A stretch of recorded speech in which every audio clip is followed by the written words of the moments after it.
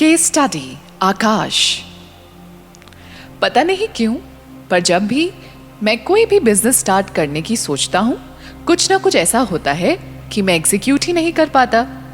I know मैं कर सकता हूँ, पर there is this kind of hesitation inside me, deep hesitation जो मुझे रोकती है।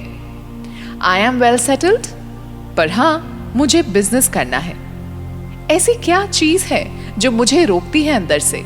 मैं जानना चाहता हूं इस पास्ट लाइफ सेशन के through. Akash trusted the process with all his heart.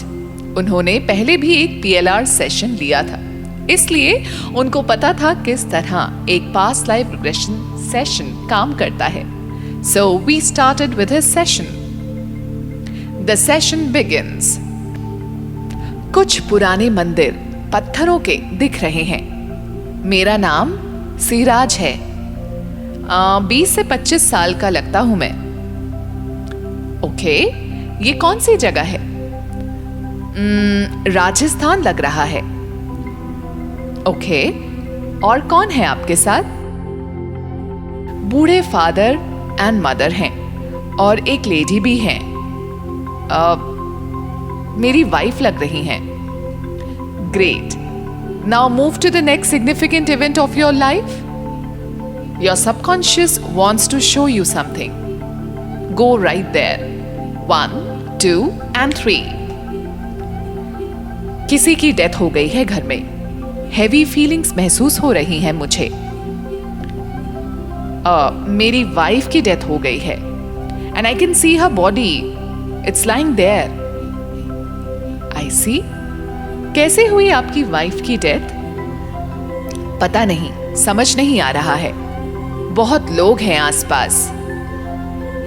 जो और लोग खड़े हैं उनमें से किसी से पूछो कि क्या हुआ।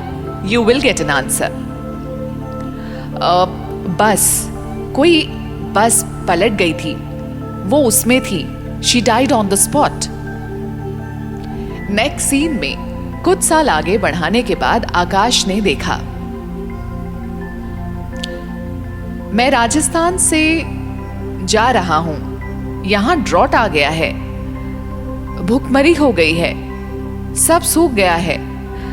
ऐसा लगता है ये 1940s का टाइम है। Further I moved him to another important event of his life. Factory सी दिख रही है। मैं रिपेयरिंग का कुछ छोटा मोटा काम करता हूं। ये कोई दूसरी जगह है। मेरी एक बेटी भी है, 11-12 साल की हो गई है। आकाश बोलते बोलते चुप हो गए। सो मैंने उनसे फिर से पूछा, क्या हुआ आकाश? क्या आपको किसी की याद आ रही है? How are you feeling right now? मैं वापस जाना चाहता हूं। मेरे पेरेंट्स गांव में अकेले हैं। मुझे नौकरी चाहिए थी पैसों के लिए, इसलिए आना पड़ा शहर में। 10 साल हो गए हैं। उनके साथ मैं रहना चाहता था। उनको कहा था कि साथ में आ जाए, पर वो कभी नहीं आए। आई सी। अब और आगे बढ़ो और देखो फिर क्या होता है तुम्हारी लाइफ में। I can C fire all around. ये तो बहुत सारी दुकानें हैं, जल रही हैं। अच्छा, क्या वहां कोई एक्सीडेंट हुआ था? कैसे लगी ये आग? नहीं, कुछ लोगों ने जलाई है।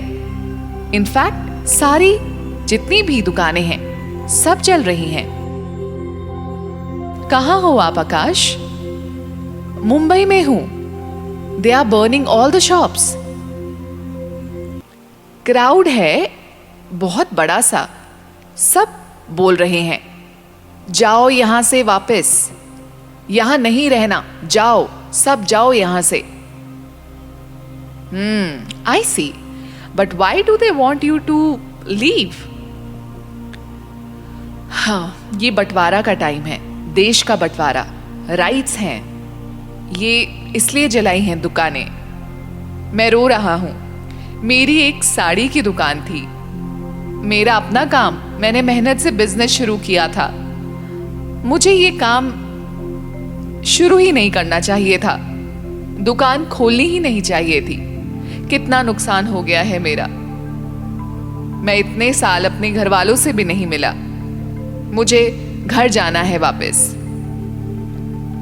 नेक्स्ट सीन में आकाश ने देखा कि वो 40 इयर्स के हो चुके थे, अपने गांव वापस जा रहे थे। तो उन्होंने देखा उनका घर जो गांव में था वो भी जला हुआ था। गांव लगभग खाली हो चुका था।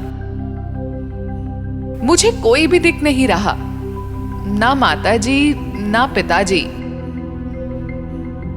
When we moved to the last stage of Akash life, he said, मैं वहां अकेला रहा। लोनलीनेस थी मेरे अंदर बहुत। एक कुर्सी पर बैठा था और मैंने वहीं दम तोड़ दिया। 90 साल के आसपास का हूं मैं। And how are you feeling when your soul left the body? Very calm, एकदम हल्का हो गया हूं। व्हाइट लाइट मुझे दिख रही है। लवली, ये व्हाइट लाइट डिवाइन लाइट है। उनसे पूछो कि तुम्हें इस लाइफ में क्या सीखना था। It is saying that your lesson was to just experience things in your life. सिर्फ ऑब्जर्व करना था, महसूस करना था। स्पिरिचुअल एवोल्यूशन के लिए ये सब देखना जरूरी था। पेन को एक्सपीरियंस करना जरूरी था। डिटैचमेंट या अटैचमेंट, सब चीजें मुझे एक्सपीरियंस करनी थी। Okay, very interesting. What's your lesson for current life? They are saying that I need to be more spiritual. अपनी बिजी लाइफ से हटकर स्पिरिचुअल ग्रोथ की तरफ भी ध्यान देना है मुझे। And what about the business? Any guidance regarding it? इतना नुकसान जो तुम्हें हुआ, अब क्या करना चाहिए तुम्हें बिजनेस फ्रंट में? हाँ, बिजनेस अकेला नहीं करना है अभी, वो बोल रहे हैं। अगर कुछ करना चाहते हो तो कुछ अच्छे फ्रेंड्स के साथ मिलकर कुछ करना, अकेले नहीं। Okay, that is wonderful. The Divine Light also mentioned that year 2026 will be a special year for Akash.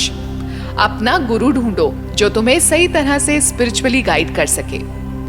With few affirmations and deep breathing techniques, I instructed Akash to open his eyes and gently we closed the session. So कई बार हमें क्या चीज़ है ऐसी जो रोकती है? जैसे आकाश को हमेशा से ये डर करंट लाइफ में लगता रहता था कि वो कुछ शुरू नहीं कर सकते, स्पेशली बिजनेस को लेके कहीं ना कहीं रिस्क इन्वॉल्व है या फिर वो फ्यूटाइल रहेगा, वो जो करेंगे उसमें उनको शायद बेनिफिट ना मिले। छोटे रीजंस, वो औरों को देखते हैं कि अच्छे से एक्सपैंड होता है सबका बिजनेस, कोई एफर्ट करता है तो कहीं ना कहीं पहुंच जाता है, बट उनके अंदर एक अनयूजुअल सा रेसिस्टेंस था, अनयूजुअल सा वो फेयर था जो उनको आगे बढ़ने नहीं दे रहा था, स्पेशली बिजनेस को लेके। तो अगर हम देखें जब भी किसी का कोई ऐसा बड़ा लॉस होता है, जैसे हम अगर आकाश की पास्ट लाइफ देखें तो उनको बहुत सारे सेटबैक्स मिले। पहला सेटबैक जो उन्होंने देखा, उनकी वाइफ की डेथ हो गई थी, it was an accidental death. उसके बाद उनको अपने पेरेंट्स को छोड़कर बाहर आना पड़ा, I think that was Mumbai. तो उन्होंने वहाँ पे भी फैक्ट्री में काम करा, सेटिस्फैक्शन नहीं हो रहा था क्योंकि वो एक बिज़नेस करना चाहते थे, उनके अंदर वो पोटेंशियल था। उन्होंने घर बार सब इसलिए छोड़ा, 10 साल तक वो वहाँ रहे। फिर उन्होंने काफ़ी मेहनत करी, सब कुछ करते हुए बेटी को भी रेस किया। उन्होंने अपना एक साड़ी का बिज़नेस शुरू किया एंड इट वाज पार्टीशन वाला टाइम जब राइट्स थे काफ़ी सारे चल रहे थे, और वो नारा भी जो आपने सुना होगा कि वापस जाओ, फायर थी, जिस तरह से उन्होंने पूरा डिस्क्राइब करा, सबकी दुकानें जला दी। तो वो डर और दुख एंड वो गिल्ट कि मैं अपना सब कुछ छोड़ के आया और वो सब ख़त्म हो गया मिनटों में, तो वो चीज़ें कहीं ना कहीं बहुत डीप रूटेड उनको अफेक्ट कर रही थी आज की लाइफ में। कि अगर एक तो उनको सेटबैक्स इतने मिले, एक लोनलीनेस, पता है जब बहुत सारे सेटबैक्स इंसान को मिलते हैं ना, तो कहीं ना कहीं उसकी जो सोल है वो पहले ही डिफीटेड फील करती है, थकी हुई महसूस करती है कि अब क्या हो जाएगा ज़्यादा से ज़्यादा। तो कहीं ना कहीं वो सबकॉन्शियसली भी हमें असर करता है। दूसरा गिल्ट, जब वो बाद में भी अपने घर जाते हैं, बहुत साल टाइम निकल जाता है और पूरा बिजनेस में इन्वेस्ट करके जब देखते हैं उसका आउटकम भी कुछ नहीं निकला, वो भी बर्बाद हो गया, ख़त्म हो गया, उनको वहाँ से भाग के आना पड़ा। और जब वो गाँव गए, वहाँ पे देखा उनकी पूरी फैमिली, वो पूरा गाँव ही जला दिया गया था, वहाँ पे भी कोई नहीं मिला उनको। तो वो एक गिल्ट भी आता है कि मैंने करके किया क्या, मैंने एफर्ट्स डाले, सब कुछ करे, मेहनत करी, सब कुछ करा, बट मुझे रिजल्ट उसका क्या मिला? ना मैं अपने जिनके लिए मैं इतनी मेहनत कर रहा था वो मेरे पास ही नहीं है. No, that was also very strong feeling which was hovering around him, और वो कहीं ना कहीं उनको आज की लाइफ में भी डिस्टर्ब कर रहा था कि तुम कुछ भी करोगे शायद वो अच्छा नहीं रहे, और शायद करने के बाद भी तुम्हें वो सेटिस्फेक्शन ना मिले, क्योंकि तुम्हारे साथ पास में ऐसा हुआ था. हो सकता है इस लाइफ में भी वही चीज़ हो. तो ये सबकॉन्शियस फेयर्स आपके नेचुरली जनरेट हो जाते हैं. अब इनको हम पास्ट लाइफ रिग्रेशंस के थ्रू ही इरेज करते हैं, या फिर हिप्नोथेरेपीज़ होती हैं उसके थ्रू भी आप बहुत सारे डीप रूटेड जो आपके सबकॉन्शियस फेयर्स हैं उनको भी आप हटा सकते हो, स्पेशली अगर वो आपकी करंट लाइफ से रिलेटेड है तो भी. So I hope you guys like this case study. इसमें भी एक लर्निंग है कि that's okay, no matter the past is present is still with you. आपको कोशिश करनी चाहिए. कई बार हमारे लेसन्स बहुत कॉम्प्लिकेटेड होते हैं, उनको समझना भी बहुत डिफ़िकल्ट होता है, बट हमें जो भी पैटर्न है उसको ब्रेक करना है. अगर हम पास्ट में कोई चीज़ पूरी नहीं कर सके तो इस लाइफ में हम उसको पूरी कर सकते हैं. उसकी एश्योरिटी हमारे अंदर होनी चाहिए, और सारी चीज़ें आप प्रेयर्स में रखें ताकि आपके सारे काम बने. Thank you. Take care of yourself. Also, I'm on Insta with the same ID Soul Healer Anjum. आप चाहें तो मुझे वहाँ पे भी फॉलो कर सकते हैं. Take care. नमस्ते.